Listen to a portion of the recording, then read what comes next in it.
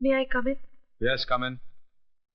शहर का मशहूर इंडस्ट्रियलिस्ट विजय कुमार 60 साल का बूढ़ा कुसट है और औरतों का शिकारी है, जो बिजनेस से ज्यादा लड़कियों की तलाश में रहता है। प्लीज मुझे माफ कर दीजिए। माफ कर दूं? मुझे तो आपका शुक्रिया अदा करना चाहिए। शुक्रिया? और मेरा? आपने तो वो कमाल किया है जो मैं सोच भी नहीं सकता था। रातों रात आपने मुझे टॉक ऑफ द टाउन बना दिया। वाह मधु जी, वाह।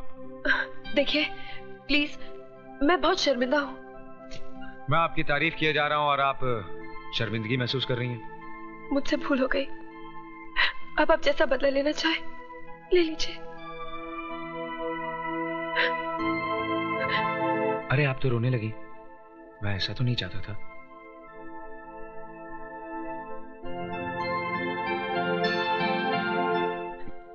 ये मेरे लिए अनमोल मोती है, इन्हें यूं जाया ना कीजिए।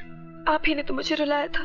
तो बताइए, हंसाने के लिए क्या करना होगा? जो कुछ हुआ उसे भूल जाइए। अखबार में छपी हुई बात गलत थी। सभी कुछ तो गलत नहीं था, कुछ बातें सच भी थी। वो क्या? वो ये कि विजय कुमार बिजनेस से ज्यादा लड़कियों की तलाश में रहता है। लड़कियों की तो नहीं, हाँ एक लड़की की तलाश में जरूर है, जो बिल्कुल मेरे ख्वाबों ख्यालों जैसी हो।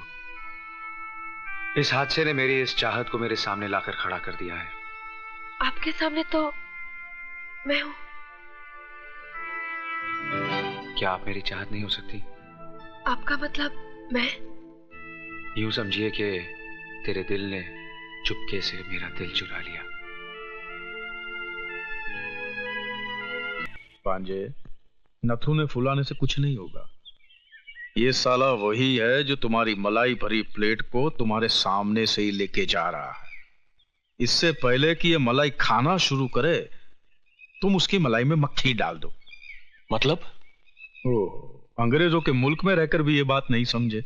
Divide and rule.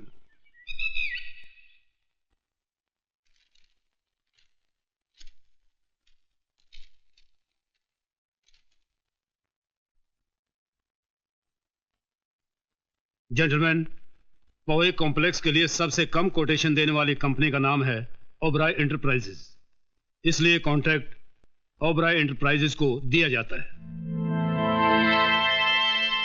भांजे, तूने तो दुश्मन के मुंह से निवाला ही छीन लिया।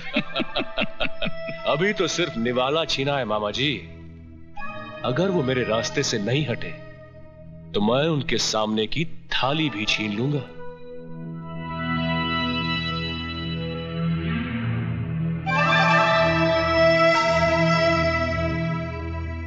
पहली जीत मुबारक हो मिस्टर राजा। साथ ही एक नसीहत भी सुन लीजिए। जीत की खुशी जाहिर करना अच्छी बात है, लेकिन मगरूर होना मुनासिब नहीं।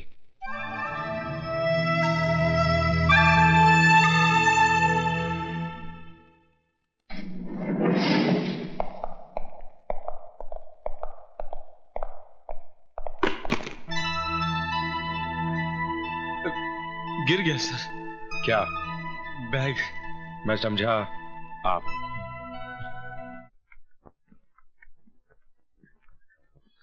अरे ऐसे क्या देख रही हो? भारत सरकार के असली नोट है। ये रुपए क्या विजय बाबू ने दिए हैं? अरे छोड़ो विजय बाबू को, वो कितने रुपए देंगे? ये तो राजा बाबू हैं, जिन्होंने कांच के ढेर में से मुझ जैसे हीरे को पहचान लिया और मेरी कीमत लगा दी। कीमत नहीं लगाई, उन्होंने बल्कि कुत्ते के सामने रोटी फेंकी है। लक्ष्मी, चीखो मत। ये पकड़ो, इधर आओ। ये देखो। ये सब किसने दिया? विजय बाबू ने। विजय बाबू ने? हाँ, और कहा है कि सीमा की शादी में किसी तरह की कोई कमी नहीं होनी चाहिए। हे भगवान, ये मैंने क्या कर डाला? खुदगर्जी में अंधे होकर तुमने सिर्फ अपना ईमान ही नहीं बेचा, बल्कि विजय बाबू जैसे देवता के साथ विश्वासघात भी किया है। नहीं। तुम मक्कार हो, पापी हो, तुम पापी हो, तुम मक्कार हो।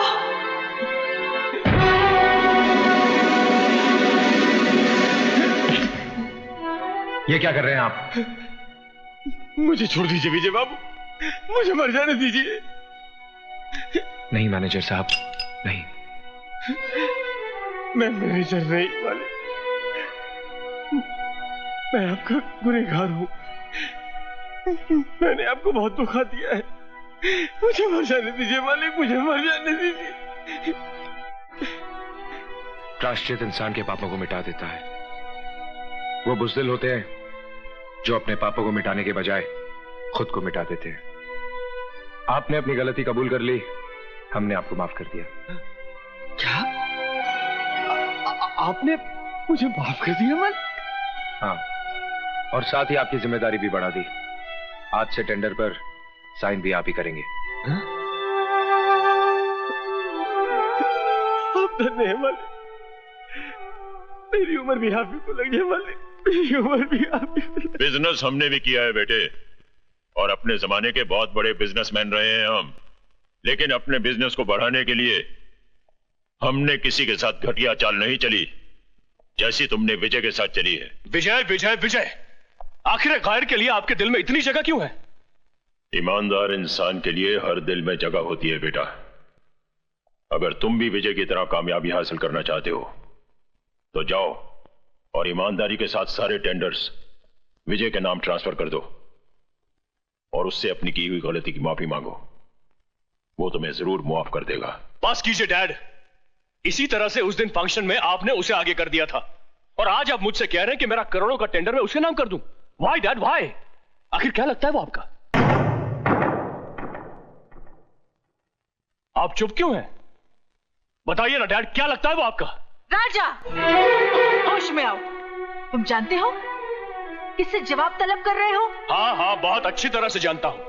मैं मिस्टर सी के ओबेरॉय से जवाब तलब कर रहा हूं, जो है तो मेरे पिता, मगर सुलूक दुश्मनों जैसा करते हैं। इससे पहले कि मेरा हाथ तुम पर उठ जाए, दूर हो जाओ मेरी नजरों से। ओह, तो नौबत अब यहां तक पहुंच गई है। उस विजय के लिए आप मुझ पर हाथ उठाएंगे, मुझ पर, अपने बेटे पर। तो मारिए, मारते क्यों नहीं? मारिए ना। राजा, अपने कमरे में चलो। तुम हट जाओ। शारदा, माँ, देख क्या रहे हो आप? डॉक्टर को बुलाओ। जी।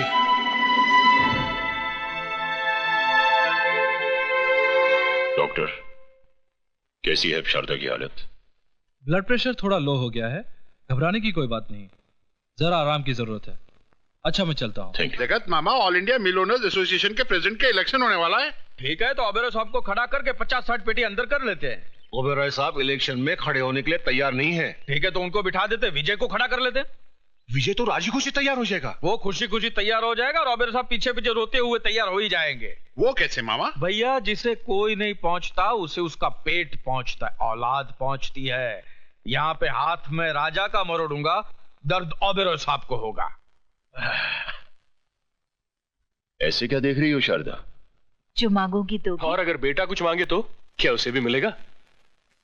आओ बेटा आओ। क्यों नहीं, मांगो। क्या मांगते हो? इस पेपर पर साइन कर दीजिए। क्या ये? अरे, इस इलेक्शन के लिए मैं पहले मना कर चुका हूं। मैं इस मुसीबत में फंसना नहीं चाहता। हंस तो आप उसी दिन गए थे जिस दिन आपकी मुझसे शादी हुई थी। आधी जिंदगी तो मेरी खुशियों के लिए लुटा दी, आधी अपने बेटे के लिए लुटा दीजिए। ऐसी बात है? ठीक है, लाओ पेन।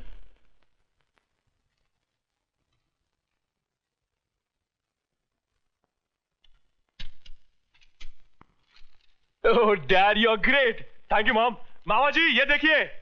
सारी खुशियां हमारी झोली में डाल दी, अपने लिए कुछ भी नहीं रखा। है खुशी,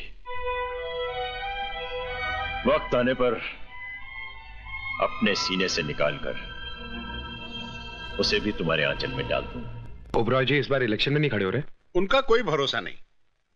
बीवी की बीमारी में इतना उलझ गए हैं कि हमारे मसलों को क्या सुलझाएंगे। अब डूबती नैया को बचाना सिर्फ आपके हाथ में है। हमें बचा लीजिए सरकार। ठीक है ठीक है, बैठिए, लाइए फॉर्म दीजिए। फॉर्म लो।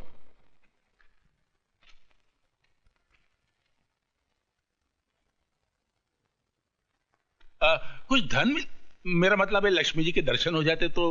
मैनेजर साहब, इनको 50 लाख। 60 लाख दे दीजिए। जी जी। आइए मेरे साथ। बहुत बहुत शुक्रिया विजय बाबू। क्या बात है विजय? कुछ नहीं। तुम कुछ छुपा रहे हो। अरे भाई कुछ नहीं। खाओ मेरी कसम। इतनी छोटी सी बात के लिए कसम क्या खानी? छोटी सी बात? कौन सी छोटी सी बात? अब तुम ही बताओ। बचपन से मौसी ने मुझे पाल पोस के बड़ा किया है। हाँ। तो मैं उसे ही अपनी माँ समझूंगा ना? समझूंगा कि नहीं? करेक्ट। वो कहे हाँ तो हाँ। करेक्ट। और वो कहे ना तो ना। Very correct. क्या करेक्ट करेक्ट किए जा रही हो? श्रवण कुमार बनने के चक्कर में जिंदगी ऐसे ही सूख के करेला बन जाएगी। लेकिन हुआ क्या? होना क्या है? सुबह सुबह उठा, नहाया धोया। क्या किया? नहाया धोया। फिर पूजा के लिए बैठा। क्या किया? पूजा के लिए बैठा। फिर मैंने अपनी आंखें बंद कर ली। जैसे ही आंखें बंद की, मौसी का चेहरा उभर आया। मौसी बिस्तर पे लेटी आखिरी सांसें ले रही थी। मैंने कहा मौसी, मौसी। मौसी ने मुझे अपने पास बुलाया और कहा एक वादा कर। क्या कर? वादा कर। तो मैंने वादा कर दिया। क्या कर दिया? वादा कर दिया। अब पूछो कैसा वादा? कैसा वादा? शादी का। किससे? न्यायमूर्ति की बेटी से। तो फिर मेरे साथ क्या कर रहे हो? भुट्टा खा रहा हूं। तो जाओ जाकर उसी की भट्टी में भुनकर खाओ। किसकी? वो ही न्याय अन्याय मूर्ति की बेटी की। अरे भाई, न्यायमूर्ति हिंदी में जज को कहते हैं।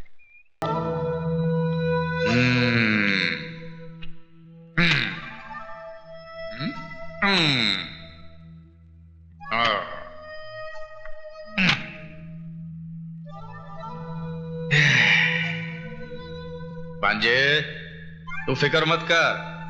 तेरा बाप तेरे साथ नहीं तो क्या हुआ, तेरा मामा तो है, सब ठीक हो जाएगा।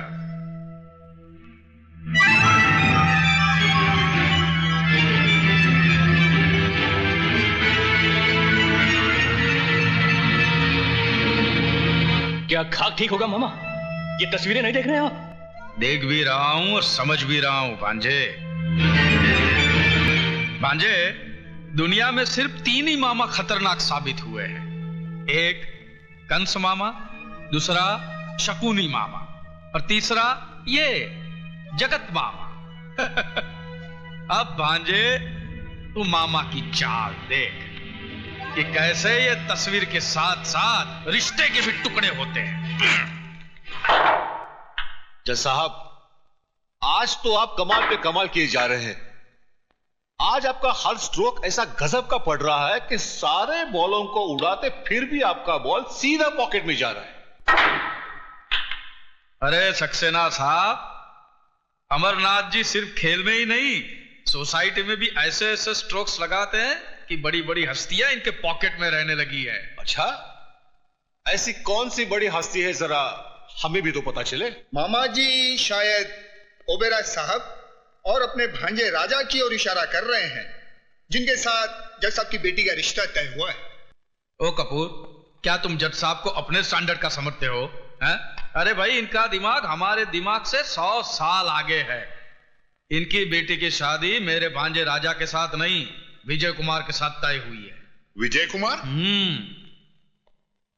माना विजय कुमार शहर का बहुत ही बड़ा बिजनेसमैन है, पर कोई इज्जतदार आदमी विजय कुमार को अपना दामाद कैसे कबूल कर सकता है?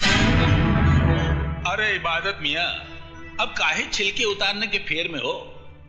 जानते नहीं पैसे में बड़ी ताकत होती है, वो बड़े से बड़ा दाग धो देती है। और फिर जज साहब ने भी तो कुछ सोच समझ कर ही फैसला किया होगा। भाई, मैं तो अपनी बेटी का हाथ किसी कंगाल के भी हाथ में देने को तैयार हो जाऊंगा, मगर किसी ऐसे हरामी के हाथ में नहीं, जिसके नाम माँ बाप का पता हो न जात पात का।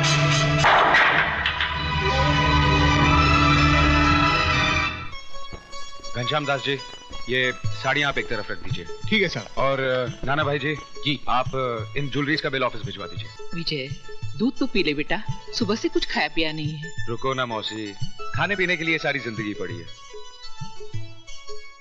ये हार हटा दीजिए, ये इतना भारी है कि मेरी मधु की गर्दन लचक जाएगी। बेटा पहले दूध तो हे भगवान, दूध गिर गया। तो क्या हुआ? आसमान थोड़ा ही टूट पड़ा है। ये अपशकुन है बेटा। अरे मौसी, 20वीं सदी में रहकर तुम 13वीं सदी की बात करती हो। नाना भाई जी, मैं कपड़े बदल कर आता हूं।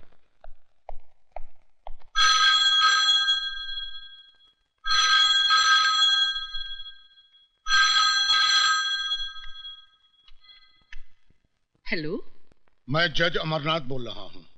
बोलिए जज साहब, मैं विजय की मौसी बोल रही हूँ। शगुन का सामान तो वापस मिल गया होगा? वापस? मैं समझी नहीं। मैंने ये रिश्ता तोड़ दिया है। लेकिन क्यों? मैं मानता हूँ कि बेटी पराई अमानत होती है, लेकिन इतनी भी पराई नहीं कि उसे किसी भी खूंटे से बांध दिया जाए। ये आप क्या कह रहे हैं? मेरी कुछ समझ में नहीं आ रहा है। मैं एक नाजायज औलाद को जायज दामाद नहीं बनाना चाहता। जिसके न धर्म का पता है न जात का, उसे मैं अपनी बेटी का सुहाग नहीं बनाना चाहता।